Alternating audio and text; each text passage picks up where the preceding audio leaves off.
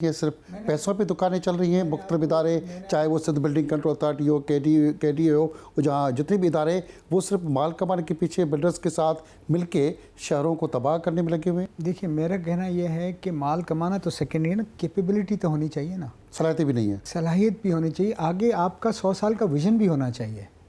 अगर आपके पास वो विजन ही नहीं है और आप अपनी इनिंग्स ऐसे खेल रहे हैं जैसे 6 ओवर मैच खेल रहे हैं कि आपको जो बॉल मिले उस पर खेलना है, पैसे बनाने और चले जाने, ऐसा नहीं होता। कहीं इसमें ऐसा भी तो नहीं है कि सिर्फ बिल्डर ने भी माल कमाया, क्योंकि इदारों के अंदर तो करप्शन है। बिल्डर भी कल कोई बाइक पे घूम रहा था, कोई साइकिल पे, कोई फुटपाथ पे चल रहा था, कोई बनियान बेच रहा था, कोई क्या कर रहा था, वो सब आगे का अरबपति कैसे बन गया। तो मिलके किसी ने, सबने तो नहीं बिगाड़ा इसको। देखिए, इसमें कनाइवेंस हुई है।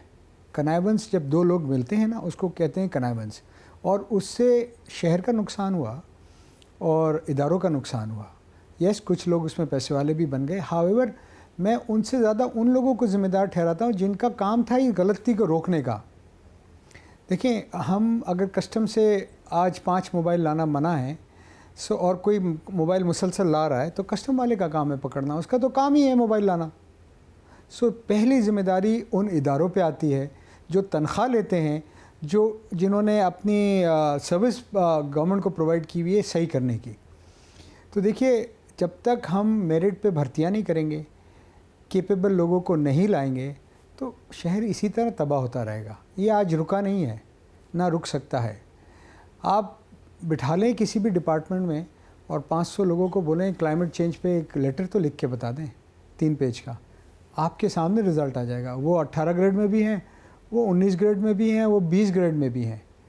ये तो हाल है हमारे यहाँ। आपने क्लाइमेट चेंज की बात कर दी। क्लाइमेट चेंज के हवाले से तो बिल्डर्स ने सबसे बड़ा नुकसान दिया है पाकिस्तान को। कोई भी पाकिस्तान के अंदर बिल्डिंग ऐसी बन नहीं रही। वो 99% बिल्डिंग जो क्लाइमेट चेंज के हवाले से या माहौलियात के हवाले से जो बननी चाहिए वो तो बन ही नहीं रही। उन्होंने सिर्फ बनानी है बिल्डिंग और कोई काम तो करना नहीं माहौलियात पे। ये आवा कैसे बिगड़ गया? नहीं भुट्टो साहब, मैं आपको बताऊँ, ऐसा नहीं कि कोई बिल्डिंग नहीं बनी। क्लिफ्टन पे जाएँ, HBL टावर, वो उस सारी इंटरनेशनल स्टैंडर्ड को मीट करती है।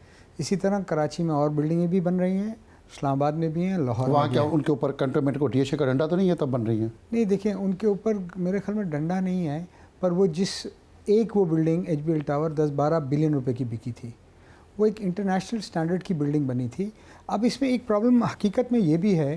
देखिए, हमें अगर मेरे जैसे बिल्डर को आप कहते हैं कि क्लाइमेट चेंज की सारी रिक्वायरमेंट पूरी करें, तो ये भी समझें कि जो मेरा बायर है उसकी भी एक बाइंग कैपेसिटी है। हम कहते हैं कि यूके में क्लाइमेट चेंज की बिल्डिंग बन रही है, तो यूके में तकरीबन 2.5 लाख रुपए स्क्वायर फुट माल बिकता है। कराची में बिकता है 10,000 रुपये स्क्वायर फुट। यूके में बनाने की कॉस्ट आज $300 यानी 1 लाख स्क्वायर फुट है। कराची में कॉस्ट है 6,000 रुपये स्क्वायर फुट। हमें ये भी देखना पड़ेगा कि हम क्लाइमेट चेंज की और स्टैंडर्ड की जब बातें करते हैं और हम दुनिया की डेवलप कंट्री की बात करते हैं, और हम अपना देखें ना, US का पर कैपिटा इनकम है $45,000, हमारा है $1,300, $1,360। बहुत फ़र्क है। ग्रेजुअली हमें आगे आना पड़ेगा, हमें लोगों की कैपिटल पर कैपिटा इनकम बढ़ाना पड़ेगा, फिर उस क्वालिटी की चीज़ें हम यहाँ पर अपने लोगों को दे सकेंगे। जो हकीकत तो ये है।